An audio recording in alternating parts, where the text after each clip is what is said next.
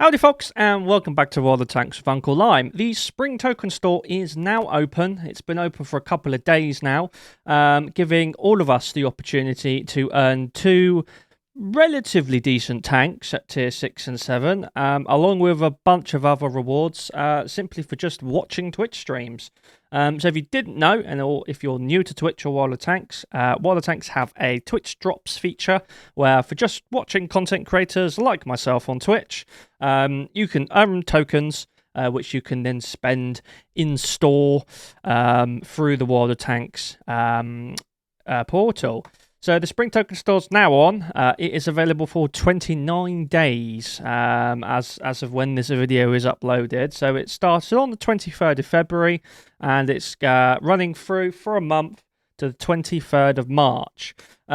So you've got weekly Twitch drops, weekend Twitch drops, and of course, all the schedules might vary depending on the streamers you watch as well. But there'll always be a stream you can watch on the weekday and the weekend. So what we're going to do on this video is we're going to take a look at the two tanks, which one I might go for, which one you might go for. We'll look at the statistics of the tank, and we'll take a quick look at the rewards and how you can claim them if you don't have that set up yet. So, taking a look in the depot of your garage, you can jump into the Spring Token store and you can take a look at the tokens and the rewards that you can grab. Now, you don't have to wait to unlock these. You can accumulate tokens on the weekday and on the weekend. So I believe you might get like 5, maybe 10 on a special kind of drop, and then you can spend these as soon as you've got enough tokens. So we've got the VK4503, which is the tier 7 German heavy tank, or if you prefer to get a tier 6, you can have the heavy tank number 6 heavy tank, which is the Japanese Tiger 131 effectively. Alternatively, if you don't want those tanks or you already have them, you can get the improved ventilation, vertical stabilizers, or gun rammer. They've also included a 3D skin called the Fortuna style, which I believe is for one of the Italian mediums, tier 10. You've got a couple of camos. You could choose Day of Premium, or you can get some personal reserves or consumables. So you can earn up to or just over 60 tokens. So if you wanted to get the VK, it's unlikely you will have enough, or potentially you might have just a few left to maybe get like a large consumables pack. That's generally how these token stores work, okay?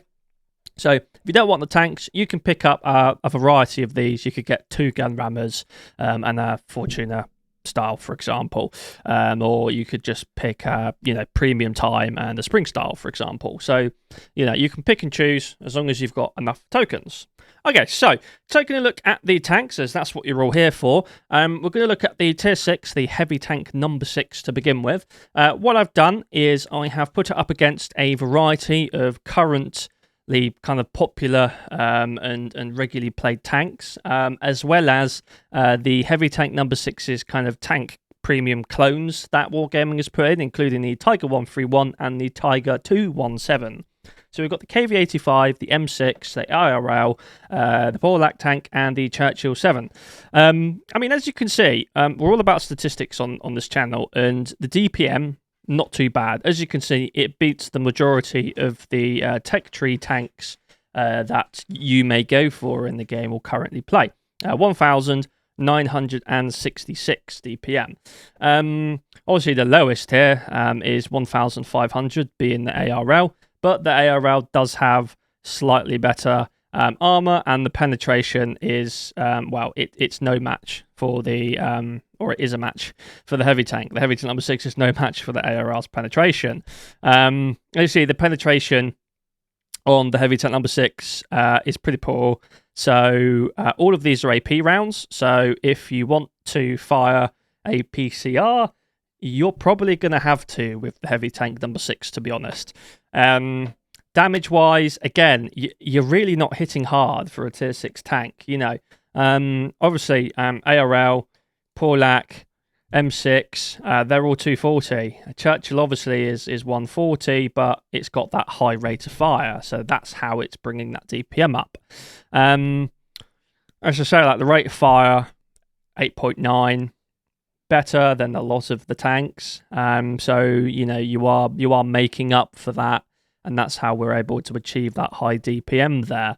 I mean, gun handling, again, pretty good on the heavy tank number 6, to be honest with you. It is a fairly accurate, fairly decent gun, on paper at least. Mobility-wise, pretty poor. The engine power is better on the M6. The M6 is brilliant with its mobility. 830 on the ARL.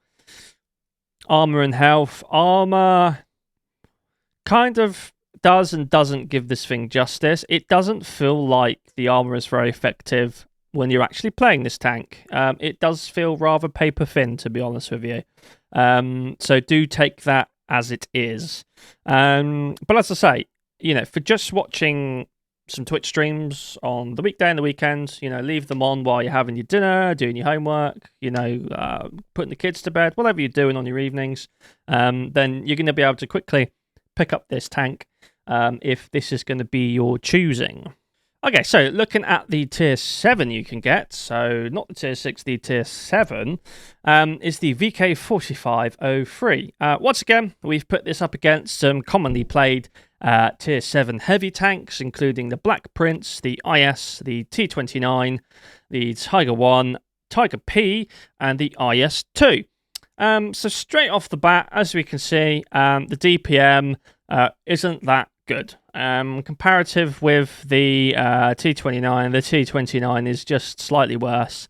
But all the others, taking into account, obviously there is no equipment. We have just got the fully upgraded stock tanks here. The IS, the Black Prince, and the Tigers. I mean, even the IS-2 on par with the IS, better DPM. Okay.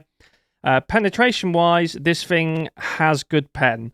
It is exactly the same as the Tigers.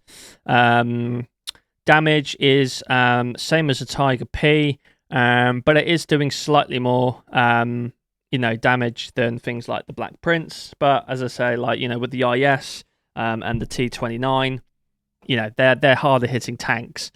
Gun handling, probably some of the best, to be honest with you. The gun is pretty good on this tank. But as I say, that is because the gun on this is designed to be accurate, but slightly less hard hitting, right? So, the IS and the T29, for example, those guns just ain't great. They are kind of close up things. You ain't going to be sniping in it at all. But with the VK, you can't snipe. And we'll take a look at some gameplay, and we'll see what this tank is all about in just a minute. Mobility-wise, it's a mixed bag, to be honest with you. Engine power 700, so it's not great, it's not bad, it's average. Armor and health. The armor on this thing is not very good. It just like the Tiger at tier 6, it's a little bit kind of iffy. I would say you are going to lose in a brawling match against most other tanks tier for tier. And things like camo and view range. View range is pretty good on this thing, but camo is basically non-existent. So, this sort of thing, kind of like a mid-range heavy, to be honest with you. I personally would be taking something like a T29 over it, simply because it's got the armor, specifically the turret armor, is marginally better. But the T29 is, to be honest with you, my pick there over the VK. Okay, so we are on Siegfried Line in the heavy tank number 6, and we are watching Rock and Roll playing. So game-wise, he's in a tier 7 game here. Not too many tier 7s. There's two heavy tanks at tier 7 to watch out for. But as we're going to see, he's going to take his Japanese Tiger at tier 6 into the central area of the map to see what he can find. So he's running vents. He's also got a gun rammer there. He's got 50-50 AP and APCR. So as you can already see, he is relying on APCR quite a bit. But we'll take a look and see what he finds. So, the heavy tank number 6. Relatively mobile, to be honest with you. As you can see here, I mean, he's able to get to the front line here relatively quickly. You know, he's kept up with the mediums. Anyhow, so what we're looking at is we've got a Comet, we've got an AMX 12T who was seen there. And I'll take note that we haven't got anybody on the 1-2 line at the moment. Looks like our AMX is going to swing round and take a look at that. Their AMX, their top tier heavy tank, is on the 8-9 line. So now Rock and Roll is actually thinking, okay, not much is going on this line at the moment. Let's see, swing our tank round, see if we can take a look. And there's a KV-85. He doesn't take the shot, interestingly, but he goes for the track. He pens 195. Now he's going to start looking at, right, let's see if we can get some shots in. Angling our tank here, utilising side scraping. The 85 just got whacked. He's looking for a shot. He tracks it. As you see, the reload on this thing, pretty quick, to be fair. He's got it to 5.52 seconds. Nice fire on the KV-2, but he's got an automatic fire extinguisher.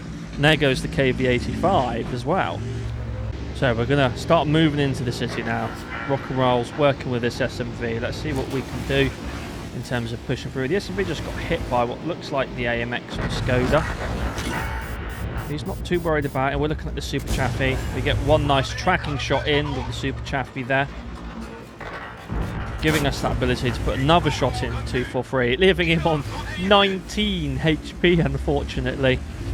Nevertheless, though, 2 lovely shots in, almost putting us on 1,000 damage. And all of a sudden, here comes this VK. We get a nice shot into him. Again, trying to go for that track. The VK pens us. Looks like he went for our turret there. We get another shot in and track him, which means the VK's burnt his repair kit and he's stuck there now. And now we're able to just keep him perma-trapped there and hopefully finish him off, claiming our first kill. And all of a sudden, we're up to 1,700 damage in a very short space of time, to be honest with you. And as you can see, we're able to punish, you know, tanks that are burning their repair kits and making these minor mistakes here, and leaving them kind of vulnerable out in the open. Or we just missed the AMX as well. But with the reload, well, hopefully, there you go, KV-2 finishes him off anyhow. So we're 8-5 at the moment. So damage-wise, we're about 2,000 hit points up as well. So now Rock and Roll's kind of thinking, right, can I push here? There's the hit max. Let's get out of the way so he doesn't chew our health up there. Bit of a panic by Rock and Roll, but nevertheless, he's got back into cover. And now all of a sudden we're thinking, right, where's this AMX AC? We haven't seen an E25 as well, which is kind of a concern at this point in the game. And there's the KV-2. It's not looking our way. Can we finish him off? We can. Side the turret. Lovely shot. We back off. That AMX 1357 may come and try and shoot us. There's the AC now. He's on full health and he can hurt us. He can hurt us a lot and he can do quite a bit of damage. But he misses his first shot. We're able to hit him there. We're able to get another shot in there. And this AMX kind of, you know, beats our reload by a fair match there a second. So we've got support with the KB2. And the SU-100's coming up on the 5 line as well now. So we've got support with us. So let's push. We're on 2,300 there. The interesting thing is where is this E25 going to be? There's the 1357. Good kill by the KB2 there. Gets 615 spotting damage from him. I mean, this being pretty much game over. I mean, what I wanted to demonstrate here with Rock and Roll's gameplay is the capability of the gun. You know, the armor, not great, as we've said and we've explored there. Unfortunate non-pen on the E25 there. But we're just able to pepper these shots into where he was last seen here. You know, with this 5.4 second relay. You know, if we're hitting, we're doing like, you know, between 200 and 250 a shot.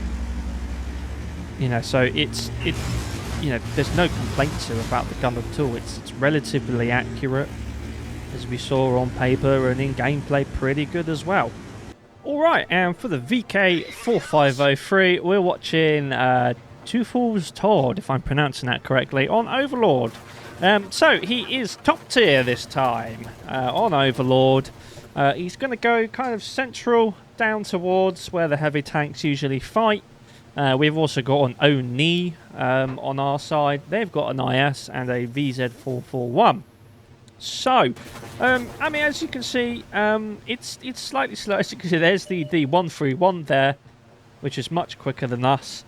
But as we're going to see, we're going to be able to take a look at this, how it performs actually in a game, and as much as I absolutely adore the Tier 6, we're going to be able to make a fair comparison. You guys could choose which one might suit you better. So there's a T43 in the VZ there. We're going to aim in, and all of a sudden Gorica appears there. We don't get a shot in there, we do bounce. We go for his lower pay. We pen 252. Fantastic. He pens us as well. There's the VZ. Can we get a shot in there? No, we miss. All of a sudden, OI appears. We do have to be careful there. The OI potentially firing HG Premium could do a fair bit of damage there. So our armor working fairly well there. The Gorica looks like he tried to potentially go for the upper plate. Now they're trying to go through our side there as we side scrape. Some nice side scraping from Todd here as he pumps another shot into the OI. So he's looking for a shot in the OI. Looks like he's trying to go through the top of the track there, as you can on the OI. There's the Gorica randomly jumping around the corner. We get another shot into him. All of a sudden they push. The Churchill 7 comes around looking for side shots on the Oni. We get another shot in for the Churchill there. Churchill swings round. Basically just parks next to us. We put another shot in.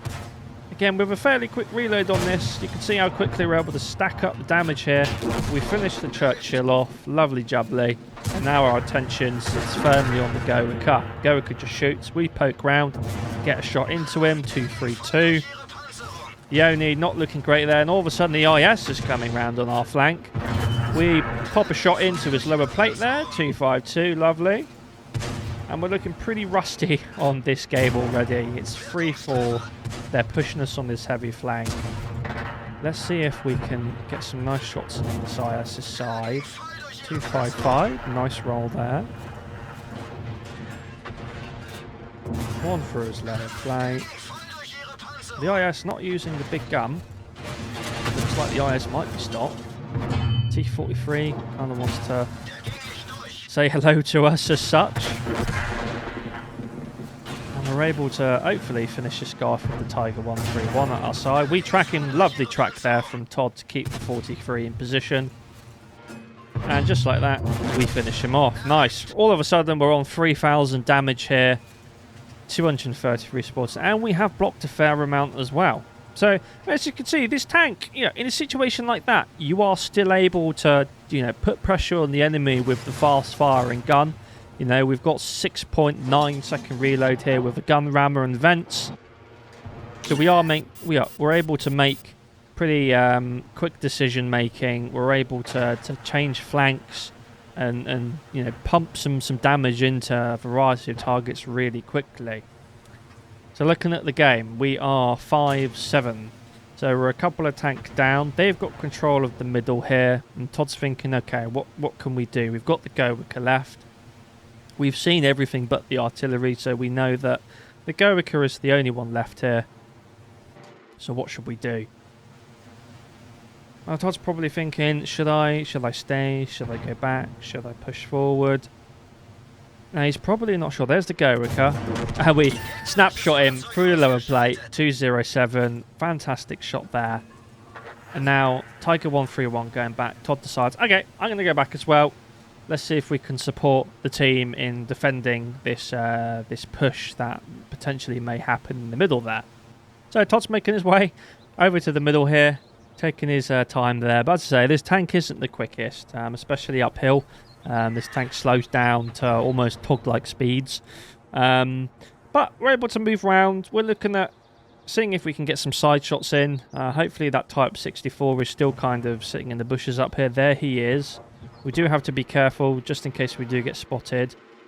We do have to take note that the camo on this tank is not very good.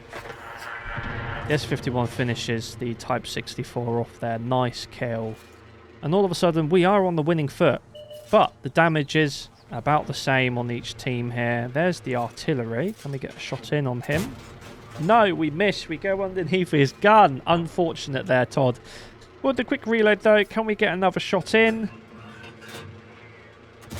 Yes, we can, but we load HE. And unfortunately, it doesn't pen there. But the SU-8, again, comes in clutch and is able to finish him off. So there are 2 Archiles left and a T-20 along with that artillery, which we're assuming is along the K9 line somewhere. He's probably in the corner at K9. There's the Archiles. Let's see if we can finish him off. Nice. Fantastic shot there. We do get lit for that, unfortunately, as expected there. There's the Archiles. He gets a tracking shot in. We repair and we back off. Back to safety. So we're on 4 kills now. 3,500 damage. Pretty good game. Pretty good game indeed. There's the Archiles. Can we get a final shot on him? No, we can't. Yes, we can. Brilliant. Fantastic. Putting us on 5 kills. Now there's 2 left. Could we potentially be getting a top gun here? We will have to wait and see. T-20 is probably on the back line there. He's just killed our Tiger 131, unfortunately, who was playing very well. Well played to him as well. Now we're thinking, okay, let's take the middle here. Where can we go from here? Todd's going to make us... Well, there's the S51. Can we get a 6th kill here looking at it? The IKV might be able to see him as well. Todd's going to wait to see. There we go, 250 damage. The S51 finishes the IKV off, but with the quick reload, we're able to finish him off, claiming a Pascucci's and our 6th kill, bringing us a Top Gun. Brilliant stuff from Todd here, showing off just the capabilities of the VK and just how well this tank can perform in a situation like this, where, you know, you are top tier, you've got this quick firing gun, you're able to make some fairly quick decision making. There's the T-20 there, Mr. Panda. So he's on potentially a 2-shot for us. See if we can get a side shot in. This T-20 is gunning for the artillery. He has arty syndrome at the moment. He wants that kill. But luckily we don't... Oh, we do get spotted. T-20... Oh, we unfortunately miss again. Can we see if we can get the kill on this guy? We need to be able to.